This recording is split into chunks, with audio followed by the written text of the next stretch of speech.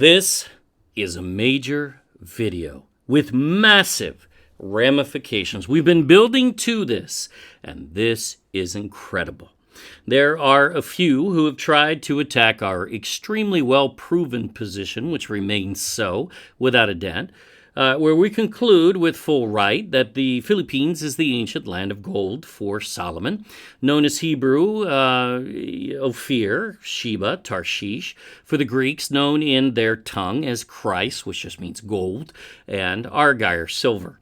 The lands of gold and silver in all of history prove to be the Philippines. Now, we have shown you maps, geography, history, linguistics, archaeology, science, etc., etc., etc., of the only thing that matters, though, for the land of gold, for the archaeology, is gold itself in antiquity sitting on the ground and near the surface, according to valid, credible, historic accounts. Now, this is affirmed even in science, and the case is huge.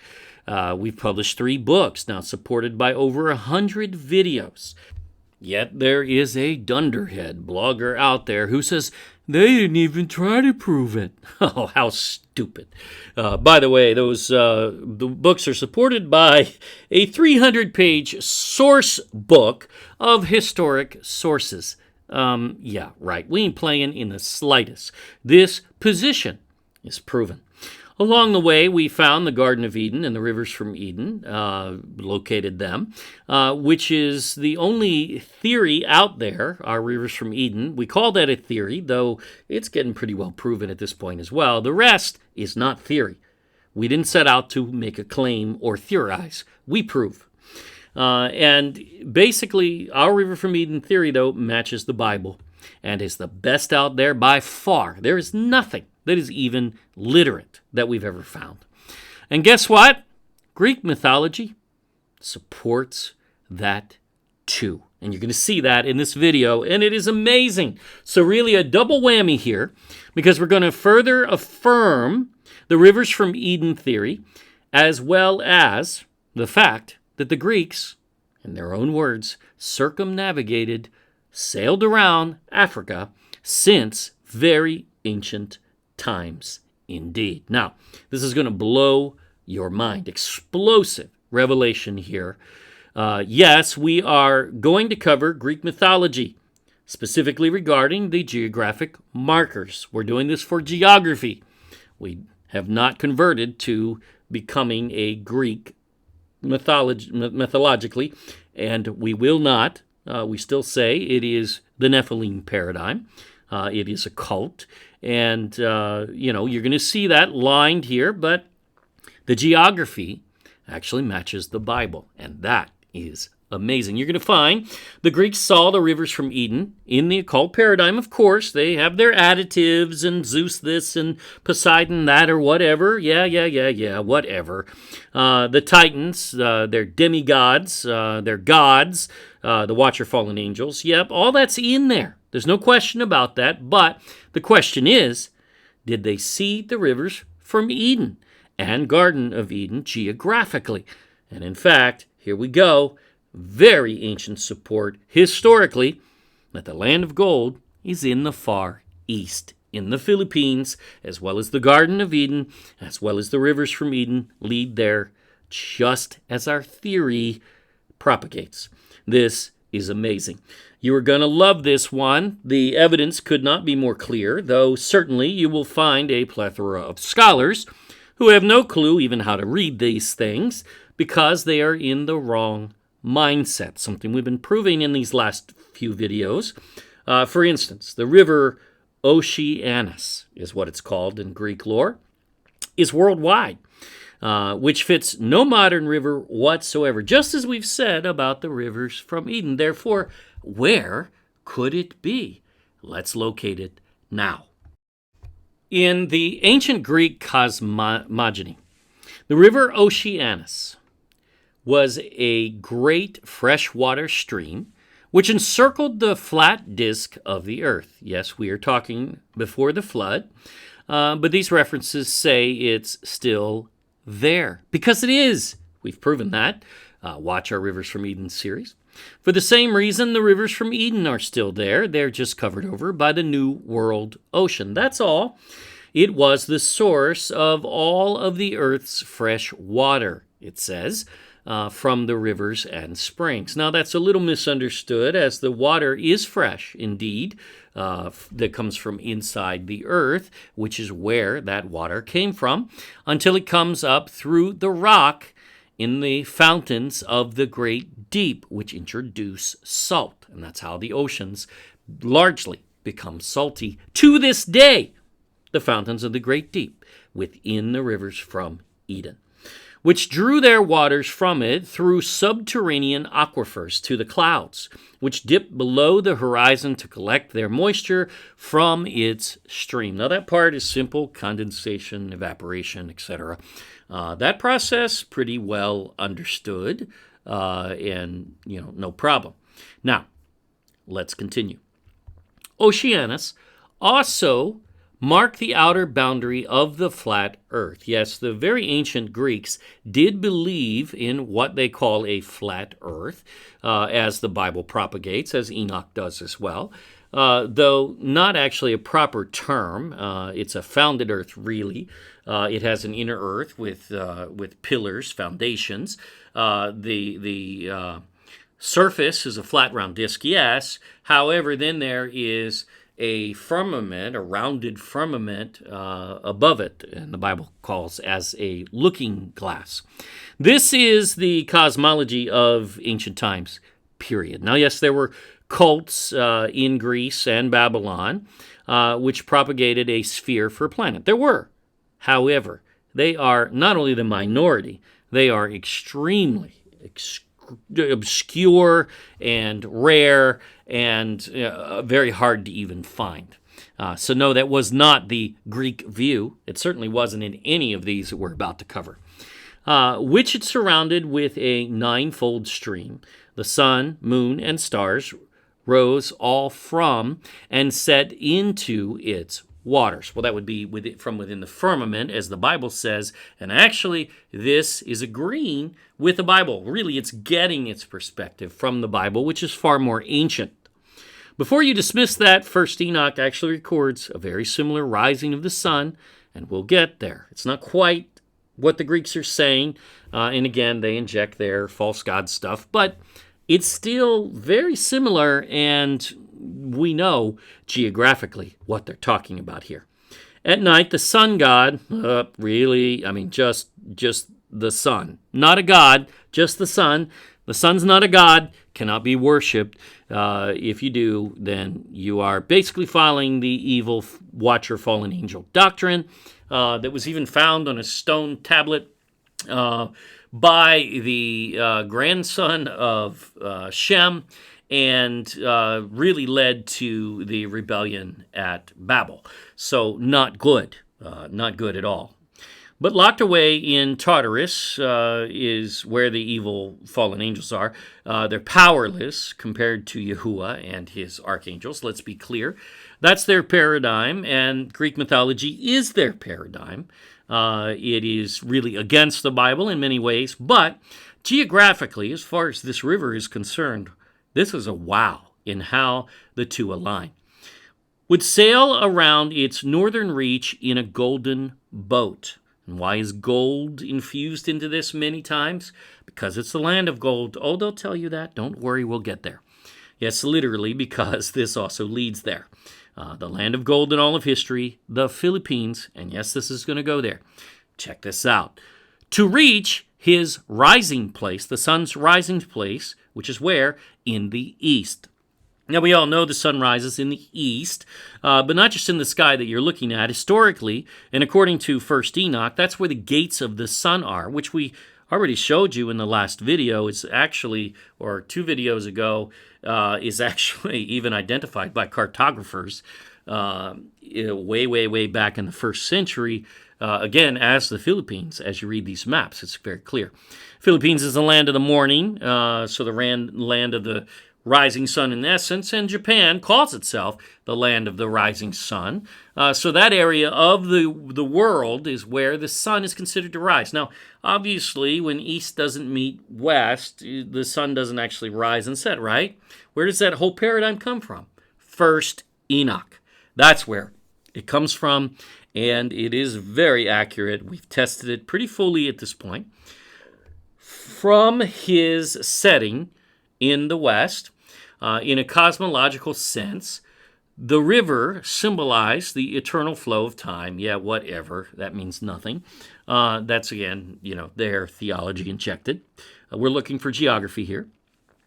This is because this river, though, is the same in description from a different and occult perspective. Yes, as the rivers from Eden. Somewhat timeless in a sense because they've been since the beginning. So you could say that. Did we say Greek mythology is scripture? No way, Jose. Okay? We don't say that. We're not saying that here. It is not. However, the Bible is first written long before the Greeks, and what we are looking for, and we will demonstrate, is historical confirmation that the Greeks knew from some of their earliest writings that the land of gold, the Garden of Eden, were in the Far East, in the Philippines, and that the rivers from Eden watered the garden there. Now, this is incredible. Also, along the way, they will admit to, circumnavigating Africa. What many miss with the Bible account and the Greeks is they are describing what can only be a worldwide mega river system, unlike any modern river in which no modern river could possibly even qualify. This actually is a perfect example and a match to the Bible description. Beyond Oceanus lay a dark and misty shore, the farthest edge of the cosmos, a place where the great sky dome, well, that's the firmament in the Bible, and First Enoch, which is Bible really, it was Bible canon and should still be, rested its hard edge upon the flat earth. Now, that's exactly as Enoch describes, which, let's be clear, is the same as all of Scripture, really. The Greeks are copying Enoch for sure on this, but turning it all in occult directions. Understand that. And the occult part, let's do away with it. Let's throw it out. Let's prove all things.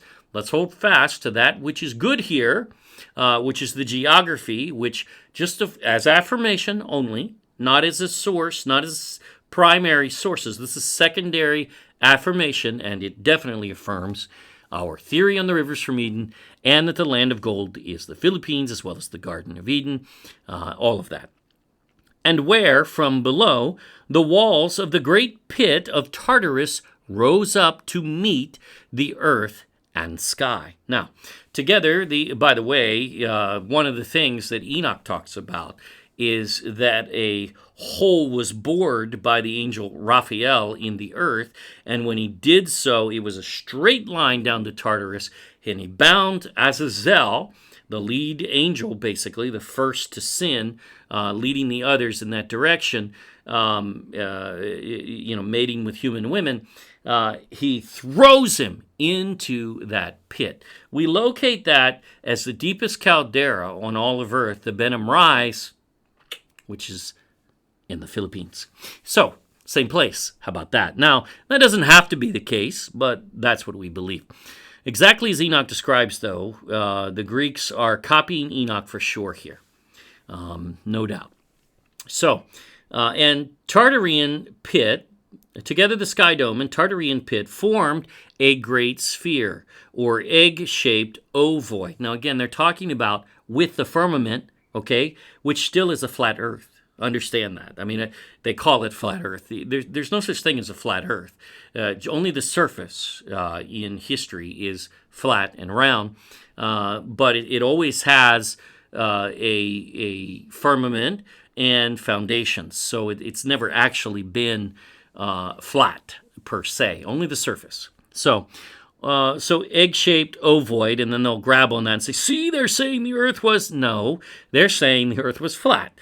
And that with the dome firmament and the underworld, it then forms an egg shape. See, that's not the same thing, is it? Duh. Which enclose the entire cosmos. Well, their entire cosmos is the Earth. No, they didn't think the Earth was a sphere. No. Within it was divided into two equal hemispheres by the flat Earth. The world above was the home of the gods and men. The world below, the underworld, of the Titans, basically. Hades, the realm of the dead. See, that's where that comes from. So when you hear those, even the scientific theory of the inner earth being magma, well, that's hell. That's Hades. That's the realm of the dead in Greek mythology. It's not Bible. It's nonsense. Was often located on the outer rim of the earth, on the gloomy far shore of Oceanus, beyond the setting sun. So where the sun sets, Oceanus also terminates. It's the end of the rivers from Eden. All the same. Again, occult infusions there and pertinent, but let's get to the details here, and let's stick to the geography.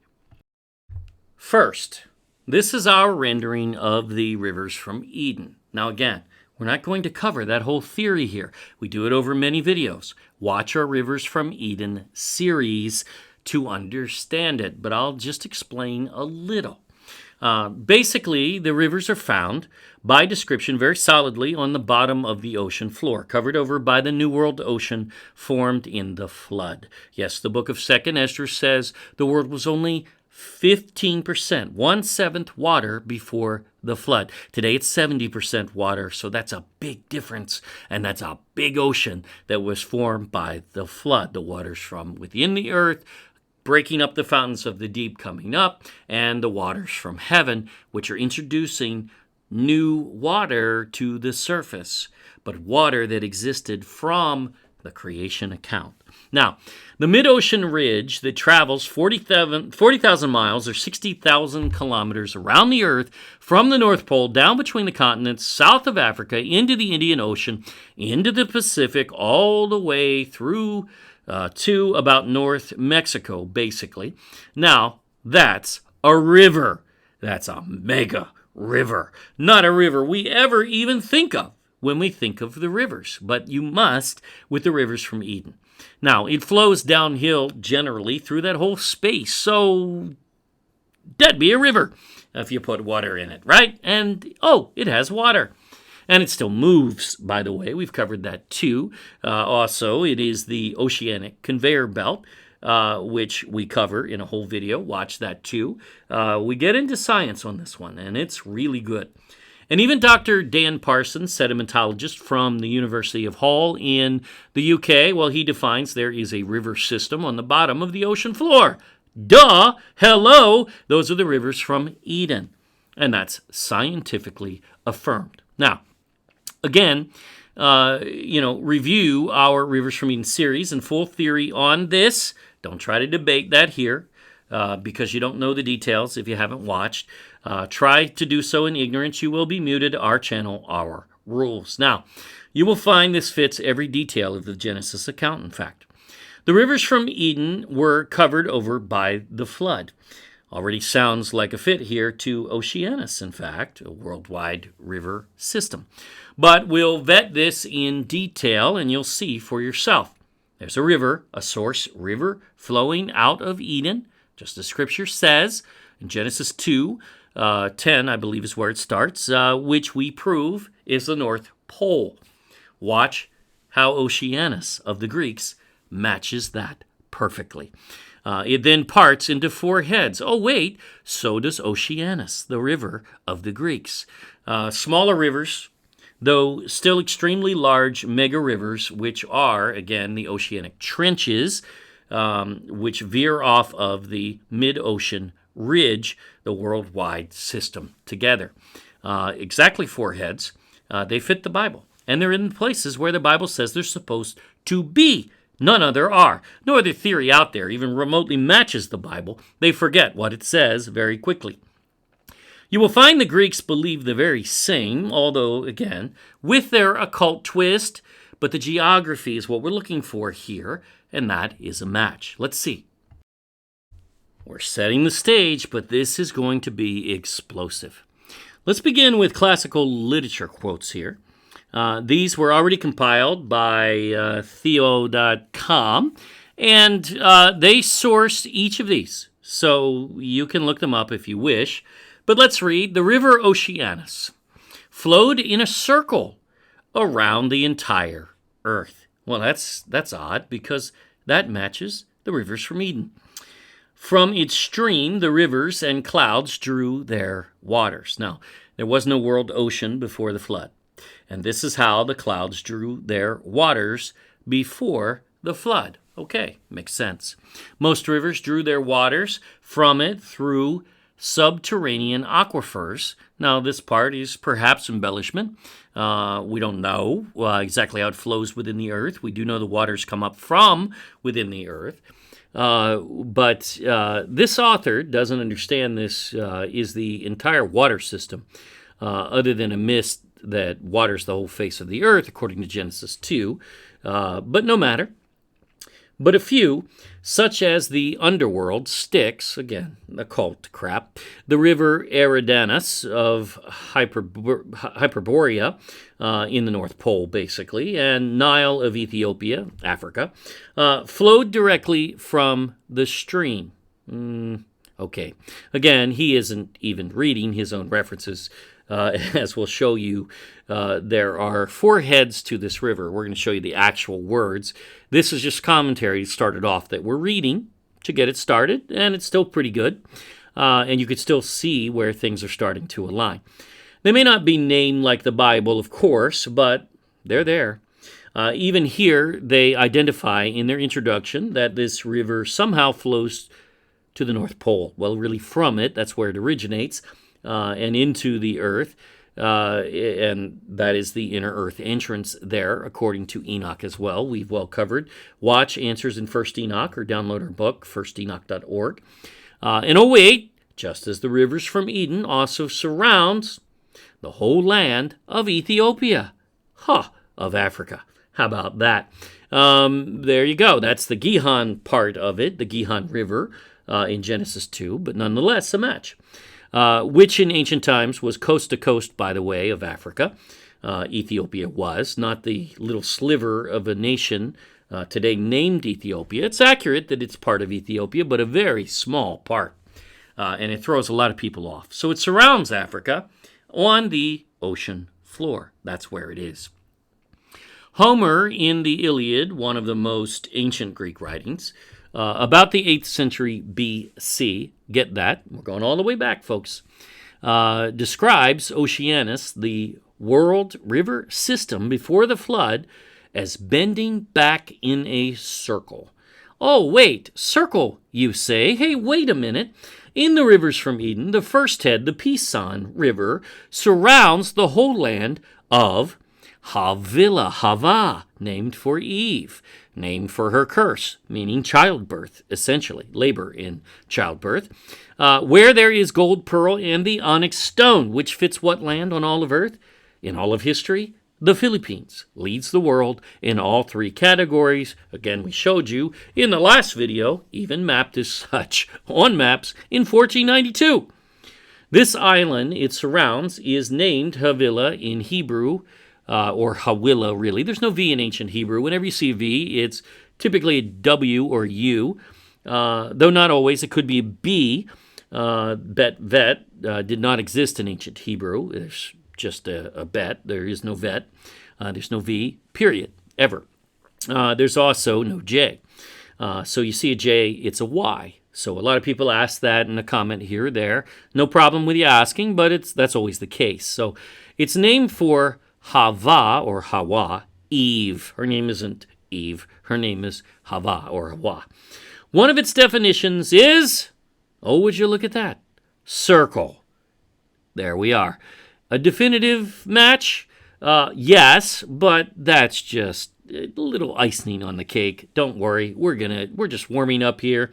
This is a very minor point, but one we'll make, and we'll make others that are minor, and many that are super major, monumental. You'll see. Now, Homer also says this river has enormous strength, and indeed it did, even known in some references, especially from the Targums, known as the Filipino named river. It's even in Tagalog and other Philippine languages. It's hilarious. Samba Tayon. And we cover that in a video in our Lost Tribes series. It's amazing. And it was known to have crushing force, which, by the way, Pisan is also rendered in Tagalog as a steamroller, a crusher. How about that? So Homer says it had enormous strength because it's at the end of the rivers from Eden's system, the furthest downhill, and it would have the strongest currents at that point. Indeed, it did, no doubt. The Pisan, crushing rock, pulverizing it, is known. Sambatayon is known in rabbinic lore, though we don't follow that as total fact in history. But it is curious that they would say that. In the local land of the Pisan River, the Philippines, in Tagalog, Pisan, again, crush, steamroller. Pretty crushing, indeed. Oceanus is deep, in the great deep, now after the flood. All rivers, the entire sea or ocean, all springs have their waters from Oceanus. Well, because they're the original system, they were covered over by the ocean. The entire ocean is fueled initially by these rivers and got its waters from these rivers and also from the windows of heaven pouring. So there you go. Now, again, maybe a little embellishment on their part, but that's not a surprise to see. Again, in occult stories, they do tend to do so. But the geography's here, the elements here, the markers are here, the descriptors are here. We're seeing what appears to be a match, and again, we're only at the beginning. The source was the fountains of the great deep from within these rivers, the source of the flood. All rivers originate in the flood, which carved them out, and all that water came from the peak of the water of the flood, which originated in these rivers. So there. Then Hesiod describes Oceanus as the father or source of the earthly rivers and springs. And they are in the Bible too. There you go. So, really hard to miss this. And he calls them deep running, as they are in the ocean deep, on the bottom of the ocean floor. And no, Daniel didn't have to breathe there. Hesiod says Oceanus is the completely encircling river, just as pictured in our theory of the rivers from Eden. How about that?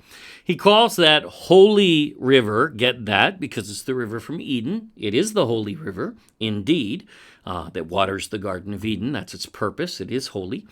And indeed it was and is and tells us, this is interesting, this water, this river system before the flood, was a 10th part of all, or 1/10. Now that's about 10%. So of the earth was water before the flood. Now this is fascinating, as we've covered. 2nd Esdras chapter 6 defines 3 times that the earth was 1/7, or 15%, water before the flood. Today it's 70%, but both of these are pretty close. 10%, 15%, not that far off. Wow. These are the same paradigm in that sense. This is pretty close. Oceanus has 9 loops. Now, not sure exactly what that means, but if it means 9 rivers, again, very similar to Enoch's breakdown of these antediluvian rivers, he calls them 7. But then he describes them, and it matches the 5 of Genesis 2. It's right there. Now, we have a video on that. Watch it in the Rivers from Eden series. And Genesis 2:5, of course, or Genesis 2, is very clear on this. There are 5 rivers.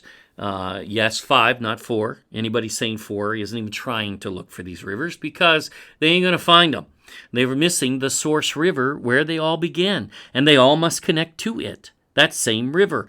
So it's really illiterate to say it's 4 and try to find it on any continent on Earth, because it's not on any continent on Earth. It's on the bottom of the ocean floor.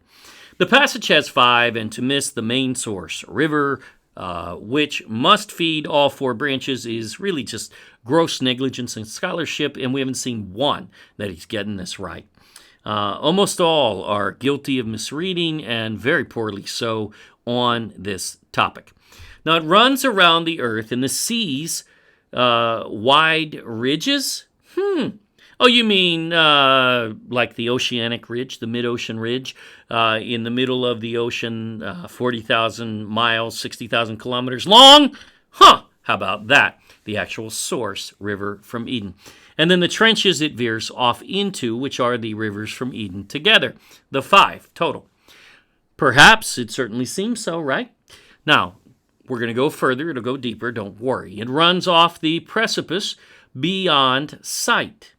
And the rivers from Eden go down into the Garden of Eden to water the garden within the earth. Yes, that's where Enoch places it. The Garden of Eden isn't up here. It's within the earth. And by the way, so does Genesis, and so does many sources, Jubilees as well. Now, we've covered that in Answers in First Enoch over multiple videos. Watch those. Then, this is awesome. Hesiod invokes the river Phasis. Now, what's that? No, it's nowhere near the Russian steppes, Caucasus. Understand, this word Caucasus also refers to the mountains in the Far East. Remember the Taurus Mountains we covered before, which go as a girdle through the center of Asia all the way over to Tamus, and just south of that is the land of gold. This is the same thing. It flows all the way over to those Caucasus. No, not the ones in the Russian steppes, east of Russia or west of Russia. No, not those. But the Far East, that's what this is talking about. Again, this is going to become clear. Don't worry. We're not going to rely on that one reference to say that. It is the Pison River in Hebrew, the first river from Eden, exactly. Now, we'll show you next. Scholars really struggle with directions many times, but in this case, they don't even have the entire mindset.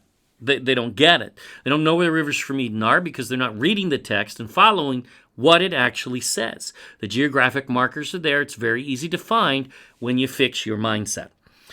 When you realize this is a worldwide river system, in fact, it changes everything, and you don't limit geography to the Middle East, then you can really start to see. Yes, Bible scholars do that in ignorance as well. Now, here they have their directions backwards. If one follows Oceanus, which terminates in the Far East, that's the end of the river system where it waters the garden, which these Caucasus, which just means mountains, not specific to the named ones in the Russian steppes again, but specifically the ones in the Far East, the Taurus Mountains, on other maps in first century lore, Greek lore, that is. They also find the river goes all the way to the North Pole. Woo. Again, worldwide, and exactly what we find are the rivers from Eden. They begin at the North Pole in Eden, that is there at the North Pole, and they end at the Philippines when it surrounds Havilah, the land of gold, pearl, and the onyx stone, where it waters the Garden of Eden. So they come around Africa and pass Libya in the middle of North Africa. There is a trench system which represents the Gihon River, which surrounds all of Africa, which it must, in order to surround all of ancient Ethiopia, which is coast to coast, east to west, on maps, and we've shown 20 plus, that demonstrate that over many centuries, all the way up to the 1800s, we knew that, and that is the paradigm in which the Bible was written. Now, and which the Greeks would have been thinking in this time, especially. Now, he's heading to Greece and continues further east to Egypt, and then the Mediterranean, but understand the differentiation and confusion here is this river is on the bottom of the Mediterranean Sea. And you'll have references that seem to be confused, but get your mindset right. When they talk about the river, they're talking about the confines of where the river exists, the trench system at the bottom of the Mediterranean. When you go outside of that, you're in the Mediterranean. And that's the differentiation you will see in these Greek texts. And that's why. And that's why they'll call it the river Oceanus and the Mediterranean, and you're in the same area, it seems. How can that be? That's how that can be. You literally are, because that's on the bottom of the ocean floor, and it is the Mediterranean. It's actually both, but when you leave the confines, geographically of where that river is, the trench system on the bottom of the ocean, then you're just in the Mediterranean. But when you're within the confines of where that river once was and really still is, well, now you're still in the Oceanus River. But you leave its bounds and you would today be in the Mediterranean. There you go. Makes sense, but not when they don't even have the right paradigm. Then it becomes very difficult. And you can understand why many scholars and academics can't see this. Aeschylus, don't know how you say that, but maybe that's close, I don't know, calls the Oceanus River sleepless, ceaseless, current circling the whole earth. Now remember, it still does. Even though it is covered over by the New World ocean since the flood, it's still flowing, it's still moving downhill. Even the mud, on the bottom of the ocean floor is still flowing down there. Number one, it's still flowing up through the hydrothermal vents, the fountains of the great deep from within. And there's still a river system on the bottom of the ocean floor, again, according to Dr. Dan Parsons. All of that fits, and it is an exact fit to the great ocean conveyor belt, the thermohaline circulation of the ocean, which if it changed, we'd have a real problem with our ecosystem, more than likely. How about that? Now, when we covered the Bible word for gold of Ophir, which is upaz, is the gold of Ophir, we found, in definition, that the Phasis River, just mentioned in the Greek lore, is actually the same as the Pison River from Eden. There you go. This is where Solomon went. Enoch went and mapped in the Philippines today. Noah lived and mapped in the Philippines as well, and Ophir and brothers returned to that area. This has never actually been a mystery. The gold of the Phasis River, upaz, is the gold of Ophir, and the Philippines, ancient Havilah, the land of Adam and Eve, all the same. Aeschylus, 4th to 5th century BC, recorded Oceanus was earth encircling. This is where the first children were brought forth, in fact, at the very end. And, of course, Havilah means circle. It's one of its meanings. The land of Havilah, which Jubilees in Genesis well define, as well as Enoch, first Enoch, is the very land of creation. In the same area, Aristophanes wrote, tarrying in the gardens of Oceanus. What's he talking about? It's a reference to the Garden of Eden, which is in the same land, and the purpose in Genesis 2. Yes, Oceanus is worldwide, but it terminates at the Garden of Eden in the Philippines. There you go. Same as the rivers from Eden, and it goes there and waters the garden within the earth. Now, what does it do once it's inside? We don't know from there. Maybe it does somehow go through the underworld and go back up. We don't know on that particular portion, but we don't need to know. That's okay. We know what it is on the surface, and it's well identified in Scripture. Garden in Hebrew is the word gan, which also means enclosure. The Garden of Eden is and has always been an enclosed garden, which Enoch confirms, and so does Genesis, because the angels were only placed on the east side to guard the entrance to the garden, because there's only one, it's only on the east. There's none on the north, none on the west, none on the south, and none above. It's enclosed. Watch that series, Answers in First Enoch especially, and of course Solomon's Gold series. We cover this over and over and over from different angles. Herodotus is a skeptic, but his scoffing matters not. He records around 450 BC or so the Greeks, and by the way, he didn't know it, but so does the Bible, places the termination point actually where it waters the garden of the Oceanus river system, or rivers from Eden. Really, there you go. We have a match. And it's in the area where the sun rises. Boom, boom, boom, boom, boom. And that is First Enoch, right there. We've covered that very well in that series. That's the Orient, or the Far East, in all of history, and Enoch specifically tells us the gates of the sun's rising are there. Now, we explain that with charts in the series. Go see it. Who knew Greek mythology actually matches Enoch on this? But Enoch was first, let's be clear, not the Greeks. He was the first among men to write, period. We covered that in the first video of that series, in the first couple, and you can't really mistake that. There is no writing among men that could even come before his period. Plato then tells us Oceanus has 4 streams or tributaries, exactly as Genesis 2, as a river that flows out of Eden, and it parted into 4 heads. It flows again in a circle, Havilah, by definition. There you go.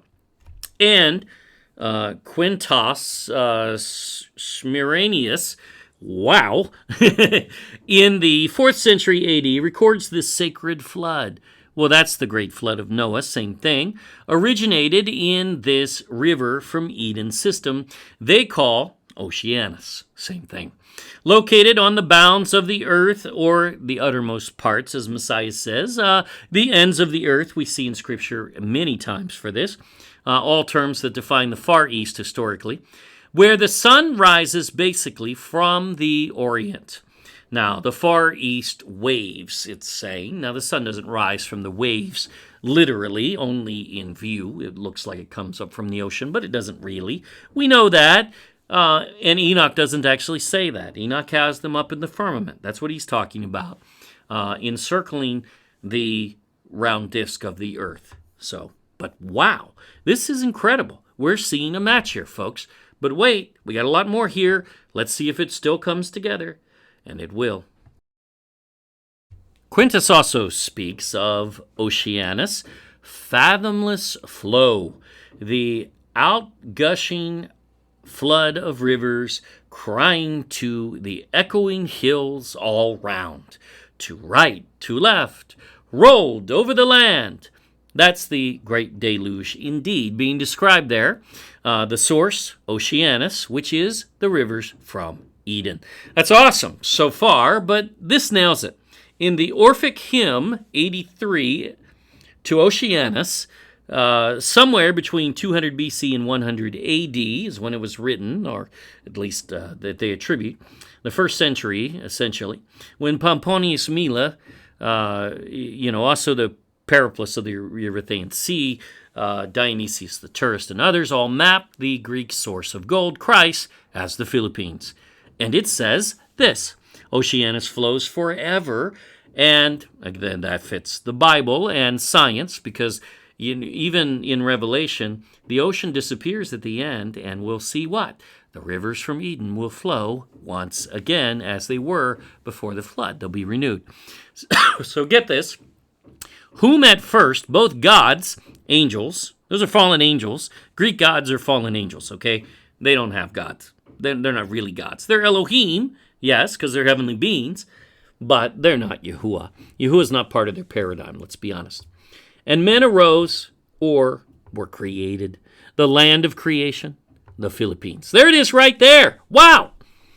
Incorruptible, no doubt a reference to the Garden of Eden, which is incorruptible, according to Enoch and many other sources.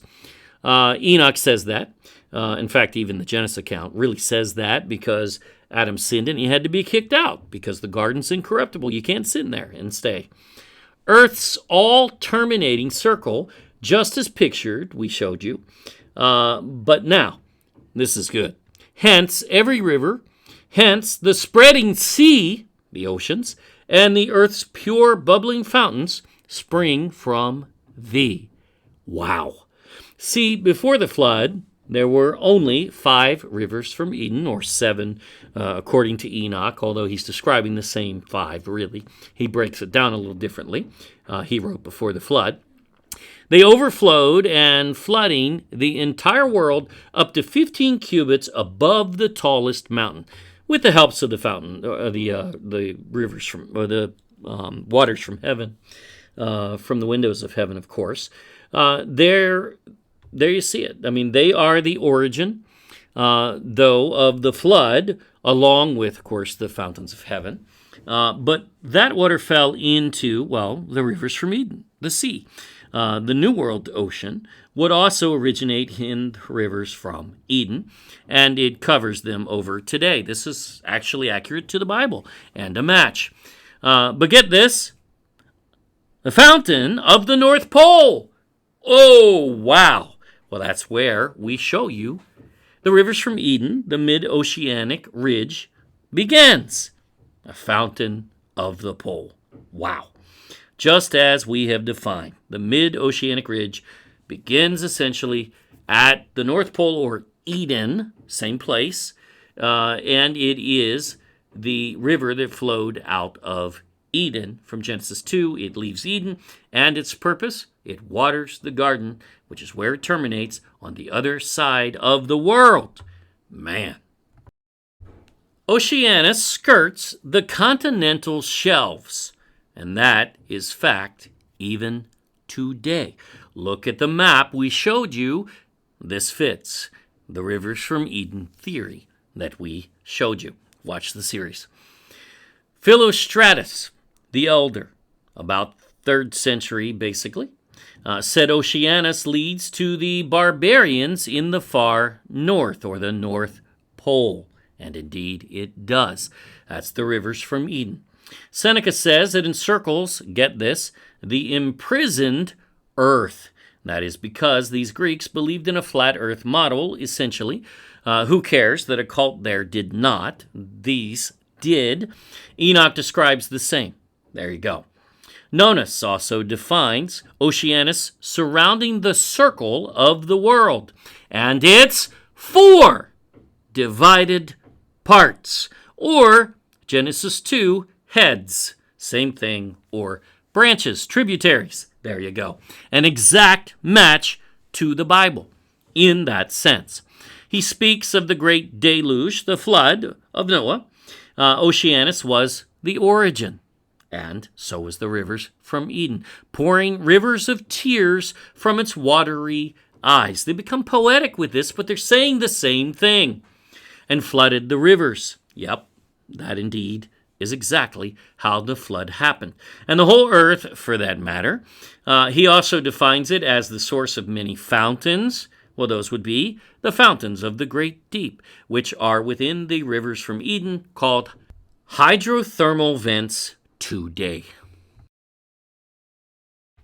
Nonus also says during the flood, the great flood of Noah, that there were 7 zones in the sky that were opened, just as first Enoch defines. 7 water torrents came from the rivers, from the windows of heaven. Same thing. This is a great description of the flood. The mountain torrents roared with fuller fountains of the loud splashing Gulf. The lakes, liquid daughters cut off from Oceanus, raised their surface. The fountains shot spouts of the lower waters of Oceanus into the air, into the sky. They exploded into space, just as the Bible indicates.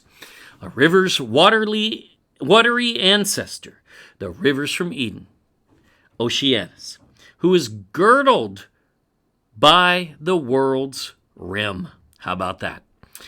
Pouring a watery roar from his mainstream throat, the main source river from Eden, and flooding the shores of the world, the whole earth was flooded as a result, and the first origin is the fountains of the great deep within Oceanus, or the rivers from Eden, as well as the windows of heaven pouring. Oceanus sent his flood round the loins of the world. It was the source of the flood and must be the rivers from Eden. This is a match, folks. The springs of Oceanus issued from a cave, which was the home of the god of the stream, Oceanus. Now, of course, that's, the occult. There's no god of Oceanus.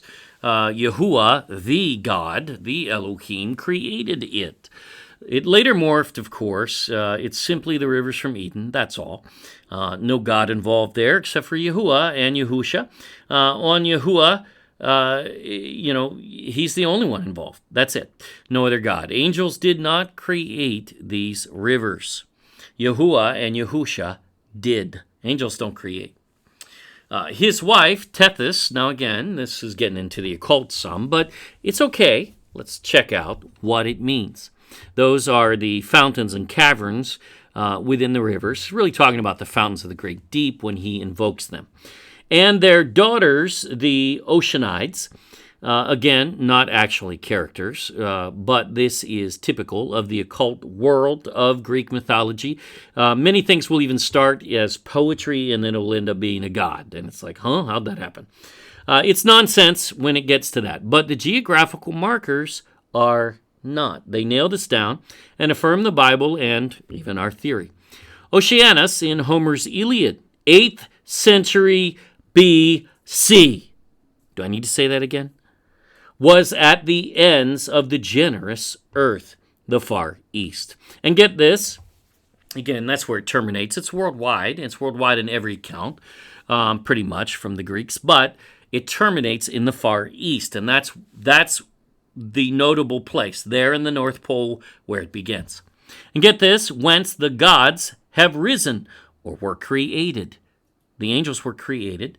Man was created, in fact, as well, in the land of creation. That's called Ancient Avila in Hebrew, and that's the modern Philippines, surrounded by the Pisan River, part of the rivers from Eden.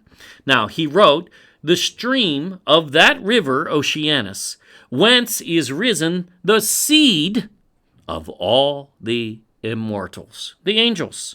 Okay? And of course, they'll call their demigods immortal as well, but they're not. They died physically, and their spirits are eternal. That is true, except for they'll be consumed with fire on the day of judgment, and none of them will be left. So, sorry, Greek paradigm gone. So forget that part, but they were made there, the land of creation. That's actually accurate. No, they're not really gods.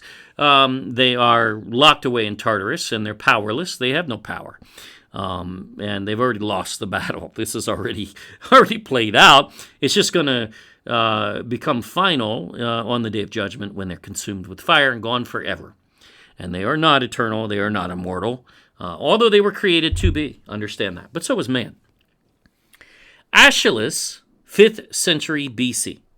The stream that bears your Oceanus name and the rock-roofed caves you yourself have made. Now, no, the river did not make those. Job attributes those as being carved out at creation by Yahuwah. So understand that. But you will find him absent from the Greek pantheon. So you won't expect this to match 100%. But the fact that it matches as well as it does is incredible. He fits no god there, not Yahuwah. He's not Zeus. That's not Yahuwah, not in the slightest. None of them even remotely fit. And again, all of them are locked away. All of them are powerless and impertinent since the flood. They are fallen angels, and only he is Yahuwah. In the 2nd century, Pseudo-Apollodorus mentions the fall of some of their gods in the flood by Oceanus. There you go. That would be the Nephilim paradigm. Also consistent with the Bible. The Nephilim were destroyed, the demigods were destroyed physically by the flood, and them and the Watcher fallen angels, their spirits and the Watcher fallen angels, We're locked away for 70 generations in Tartarus, all the way down in the deepest part of hell, Sheol, where the lake of fire is. It's not all of Sheol, just that portion. And we cover that in detail in Answers in First Enoch as well. We have a whole video on the 70 generations, in fact. Nonus, 5th century. Oceanus is in the uttermost bounds of the earth, the uttermost parts of the earth, same thing. The Far East, historically, very ancient, the most ancient since creation, really. That's when the East was defined. The Orient was defined in Genesis 2. Associated with a snake. Oh, that's interesting. The Garden of Eden, and in the Philippines, even legends like the snake sea serpent, Bukanawa, giant one, but still nevertheless a snake. Creation attributed to the wrong god, of course, in this occult paradigm, but happened in this area of Oceanus, where it terminates and flows into the Garden of Eden, just as the rivers from Eden, same thing. Carved out by Yahuwah, according to Job. They run all around the world in a loop. We showed you the picture even. I mean, this fits, folks. It fits. Oceanus is known as a worldwide system, as the rivers from Eden is as well. They terminate in the east, the Far East, where the sun rises. Again, Homer defines that multiple times in the Iliad, 8th century BC. Wow. And in these accounts, they were going there, which required circumnavigating Africa. They didn't fly in helicopters. Duh. In Homer's Odyssey, about 800 BC as well, the waters of the river Oceanus and reached the waves of the spacious sea and the island of Asia. Yeah, that's Asia, duh. What island in Asia would this be? It's Christ, the land of gold, where the sun rises, where the garden is, and where the Oceanus River system terminates. It all matches. It is there, Oceanus, that Eos, dawn, the early comer, dusk dawn, Erigenia, has her dwelling place and her dancing grounds, and the sun himself has his risings. Again, forget the false gods, but the geography accurate. The sun rises in the Orient, in the Far East, by the Philippines. He also mentions White Rock, Petra, Luca. Don't know, but man, in this context, very similar to the Leucos of Ilocos, of Luconia, the Philippines. Imagine that. Is that where it got its name? Likely. Okay, now, basically, that's the place where the sun rises. That's the place where Oceanus terminates and flows into the Garden of Eden. The rivers from Eden do. The Philippines. There you go. Is that a coincidence? We think not. And the gates of the sun. Oops, that's the same place where Enoch places the sunrise gates in the east, and so do the Greeks in these accounts. Wow. Again, Homer identifies dawn rising in the Far East at Oceanus, same as the rivers from Eden. See, they didn't see the earth as a sphere, so you have to look at it in a flat earth model, whether you like it or not. Doesn't really matter, because it's their perspective, it's their history. They wrote it, and that's how they thought. So don't do it, don't understand it. That's all. You gotta do it to understand it. And again, and he invokes the horses, the carriage that bring the sun to the sunrise gates. No, they're not the horse and carriage of the sun god, but of the sun itself, according to Enoch. The sun is not a god. From the sunset gate in the west, somewhere off the coast of the U.S., likely, somewhere in the Pacific anyway, and chariots, horses again. The dynamic here is so clear and really unmistakable. This is a match. Homeric hymn 4. Helios, the sun, again, that's a god, that's a false god. The sun's not a god. We're not supposed to worship the sun. The Bible's very clear about that, and that's an occult paradigm. But the sun was going down beneath the earth towards Oceanus with his horses and chariot. Now there we go again. Again fits 1st Enoch. And this one is extremely curious. Check this out. Once again, very ancient. 7th century BC, folks. From Mimnermus. Aetus, city, now that's odd. Aetus, Attis, that's a tribe in the Philippines. How about that? Now that's very curious. Also, there's a fruit there in the Philippines called Attis. So also that could be invoked. But just curious. We don't know for sure. Can't make that connection 100%. But boy, we keep seeing such possible ties, which don't seem to be coincidence. Where the rays of swift Helios, the sun, lie in a golden storeroom. Why is it a golden storeroom?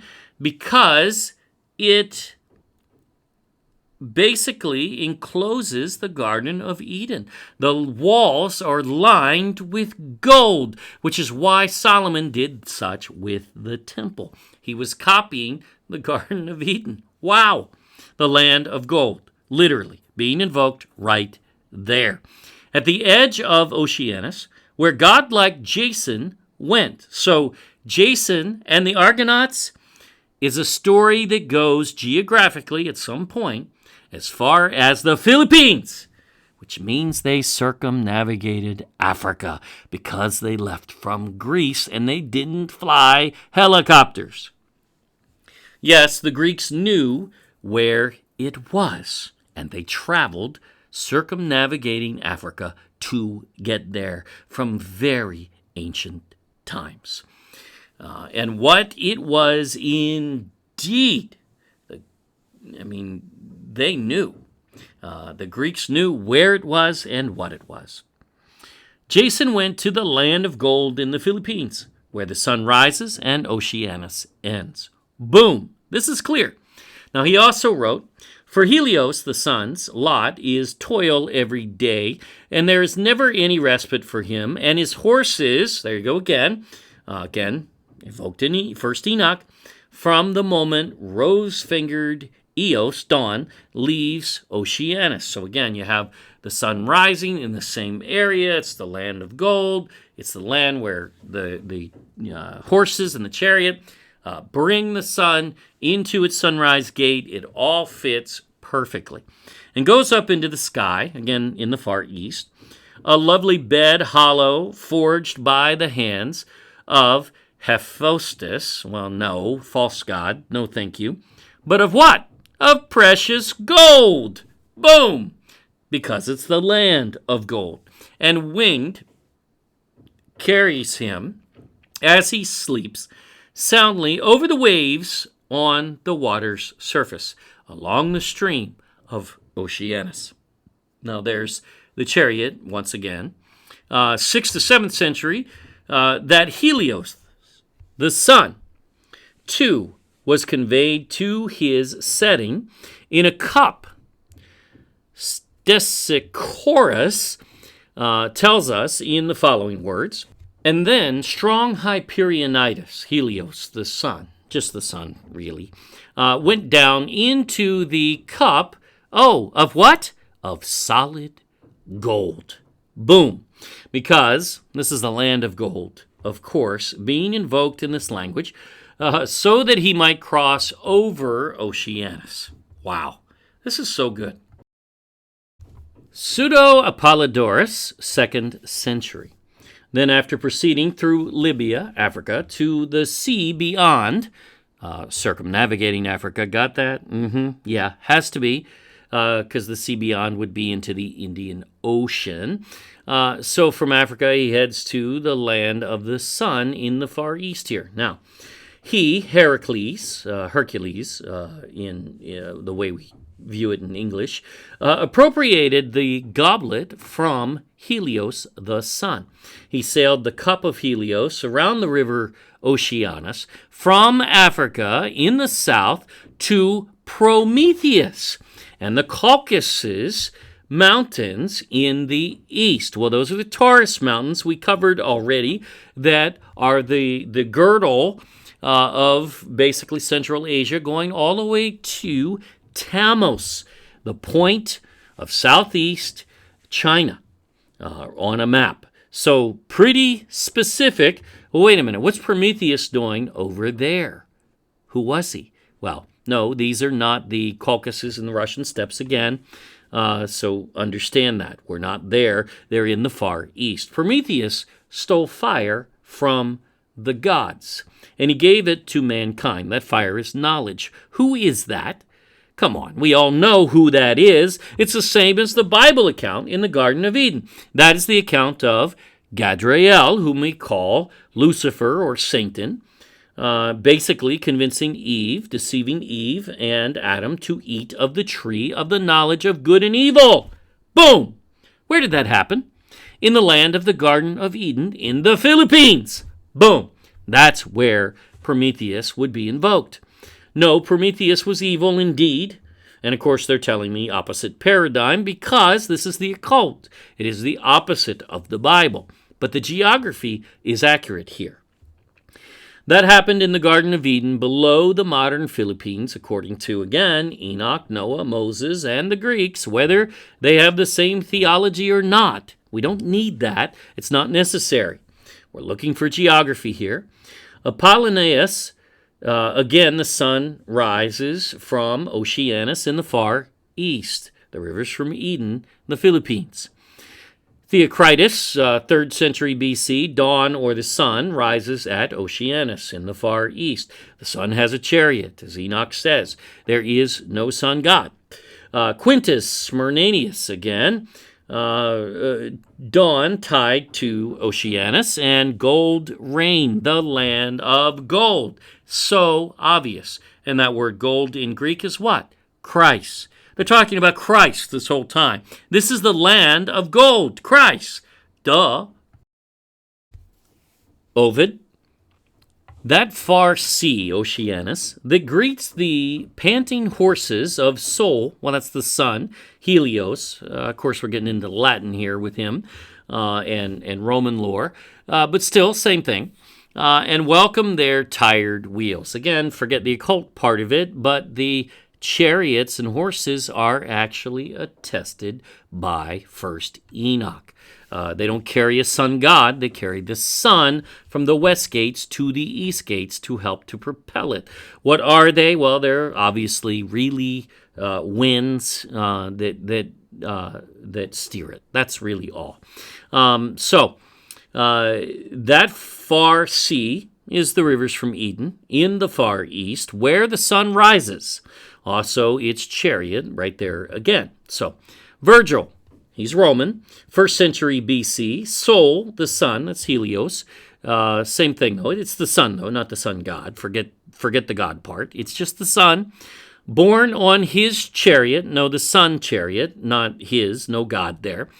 He climbs high heaven, or laves his headlong car in Oceanus' crimson plain. So, again, the sun rises at Oceanus, is what it's saying, at the rivers from Eden in the Far East in the Philippines. Again, this occurs right there in the Philippines once again. Seneca and Valerius Flaccus, also Romans, who knew the sun too, rises in the eastern sea, the Orient or the Far East, Oceanus, the life-giving springs of Oceanus. In fact, yes, that is where life was created.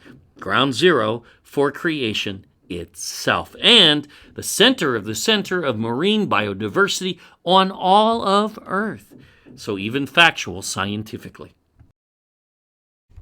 And finally, and we'll end here with references, but we could keep going on and on. This is amazing. But finally, Saccius also knew the sun rises in the Far East as well as the sun's chariots invoke there. And Triphiodorus in the 5th century, Eos dawn, in her car was just speeding back from Oceanus in the east. He knew this phenomenon as well. The sunrise occurs in origin in the Far East. That is historic. And if that's not enough, well, whomever tries to debate all of this, well, they're just disingenuous. That's it. They're not interested in the truth, especially, basically on top of all else we have covered. We have firmly and indisputably proven the ancient land of gold and Garden of Eden is in the Philippines, and that the ancients circumnavigated Africa to get there as far as from the era of the Greeks, period, and even back in the days of Tarshish. It is incredible that scholars haven't seen this. But we don't need them to affirm it. We have the actual true scholars and the true history and the Bible and archaeology and all of this mass data that we've hit you with. This is not something anybody can debate and win. No way. All right, so a quick recap, as this was so much to take in, but all the more reason we cover all of this. We did not use many more. We could have, but this is overwhelming just by itself, whether alone with everything else we've covered. This is for the river Oceanus. These references say that it is encircling the flat earth disk, basically. It was the source of all antediluvian rivers. It's the source of the flood. The fountains of the great deep are within it, and they remain there to this day. Again, watch our series, The Rivers from Eden. We prove that. It parts into 4 heads. 4 plus 1 equals 5 scholars. Learn how to count. Runs into inner earth, North Pole, the Gihon of Ethiopia, all markers found along the rivers from Eden in the Bible, Genesis 2. It has the same meaning as Havilah, circle. It's 1/10 part of the earth was water before the flood, and it was Oceanus. It was this ocean, or this river, which was the world watering system before the flood. Those are the rivers from Eden. Second Esdras says 1/7, very close, 15%, 10%, very close to the same, and it is still flowing. It runs into and waters the Garden of Eden. It is the oceanic ridges and trenches on the ocean floor. Greek mythology identifies the Phasis River branch, which is the Pison River from Eden in Genesis 2, according to Bible dictionaries. It ends in the Far East, the uttermost parts of the earth, the ends of the earth, same language as history and the Bible, referring to the Far East. It means childbirth, same as Havilah in Hebrew. Where the sun rises in the Far East, Enoch's gates for sun rising are found there, where the chariot drives the sun to the sunrise gates, just as Enoch says in 1st Enoch. Located where creation occurred in the east, the land of creation, Elda, Havilah, Philippines. Elda's from the book of Jubilees. We've covered that in detail. It begins at the North Pole, as do the rivers from Eden. They are the same here. They're found on the bottom of the ocean deep. Oceanus is the great ocean conveyor belt, which matches the rivers from Eden. Titans, giants, destroyed by the great deluge of Oceanus, when the fountains of the great deep from within it exploded, the origin of the flood. It is just as the rivers from Eden. It's associated with a snake. You mean the Garden of Eden? Yeah, that one. It's known for the white rock, or Leucos, Ilikanos, anyone? Maybe. Even the Attas mentioned could be, very well, the tribe from the Philippines, likely. Ends in the land of gold and Garden of Eden, Philippines firmly. From Africa, goes to the Far East, where Prometheus, Gadriel, stole knowledge of good and evil, giving it to the man. Well, that happened in the Garden of Eden. It all fits, it all ties, and they had to circumnavigate Africa all these many times, okay? These characters, especially in the Odyssey and the Iliad, they're going there physically in their ships. Even Jason and the Argonauts went to the Philippines. That's what it says. How many more parallels could there possibly be, and how can scholars see this is the real question. Well, They're stuck in the Middle East for a worldwide river system, and as far as our data, well, they mostly ignore it, so they'll never know it if they don't pay attention. So that's a false paradigm to begin with. We haven't seen one scholar see beyond that box when it comes to the rivers from Eden at all, nor Ophir and Tarshish, which they are oblivious. Ladies and gentlemen, the Oceanus River, the river Oceanus, is the rivers from Eden from Genesis 2. It truly fits in pretty much every sense, except all the occult nonsense that they infuse, but that's impertinent. We're talking about the geography here. This system is enveloped by the New World ocean on the ocean floor today, where it should be and has to be, really.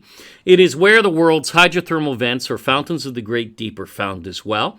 It is the origin of the flood, along with the windows of heaven. This is not something anyone can truly debate. The ancient land of gold, or Christ, and that's the word being used there in Greek all those many times when gold is invoked.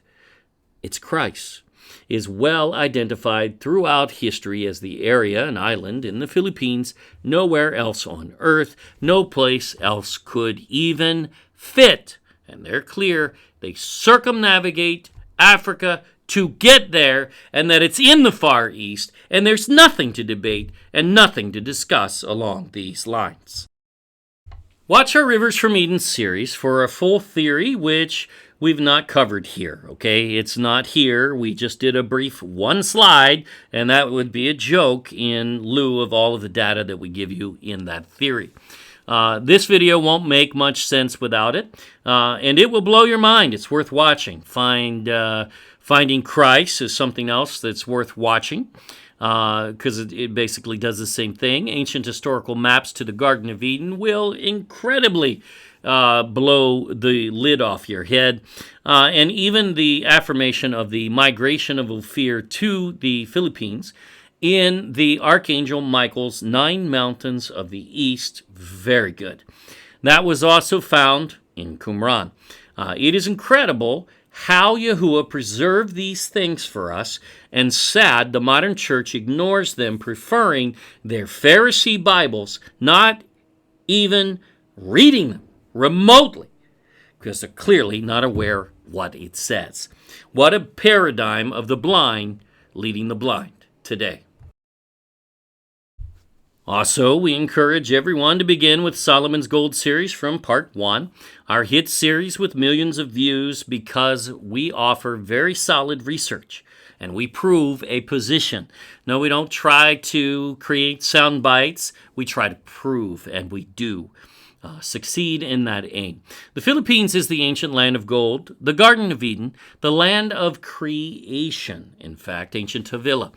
We published this full case in the search for King Solomon's treasure, which is free in eBook, and it's supported by a 300-page source book of just mostly historical sources, whether alone the massive amount of scripture, the Hebrew linguistics, the science, archaeology, geography, etc., the Book of Jubilees and First Enoch, which we also published with tons of research, charts, etc., both map the route to the Garden of Eden, well, in the Philippines, in 4000 BC, 2500 BC, published 1700 BC, roughly. Wow.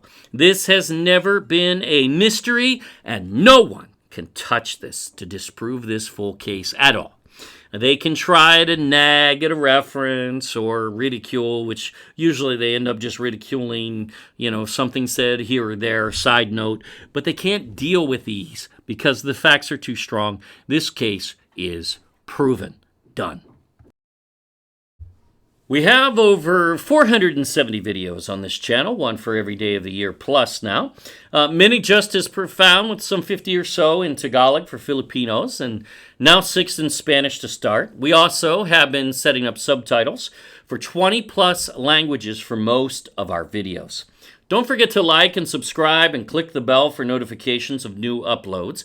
Join our email list as YouTube fails to notify often. And we will notify you ourselves at thegodculture.com. Just fill in the pop-up there. We now have alternative platforms for videos on Rumble, Odyssey, and Utreon. And our new podcast is available for all of our videos pretty much as well. All links in the description box, and friend us on Facebook at The God Culture space original. That is our only Facebook page, only one that we're checking and using. If you prefer an alternative, we now have Parler and Gab, links below. We have 6 books published internationally, being read in over 100 countries. And actually, I correct that. It's now 7. How about that?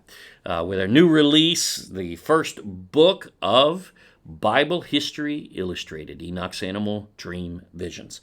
We also have now launched Ophir Philippines Coffee Table Book in the U.S., Canada, UK, and many overseas markets on Amazon, and it's available in hardcover or softcover there. Also, this first book of Bible History Illustrated is available only in color. We're not even doing this in black and white. Only in color, and you can get it in color, softcover, or hardcover on Amazon. Coming to the Philippines soon. Not yet. We're not there yet, but we will get there. Additionally, we launched the Book of Jubilees, the Torah calendar, with color maps and interiors, as so many had requested that overseas. Rightfully so. We already have that in the Philippines. The Philippine copies have color maps inside already.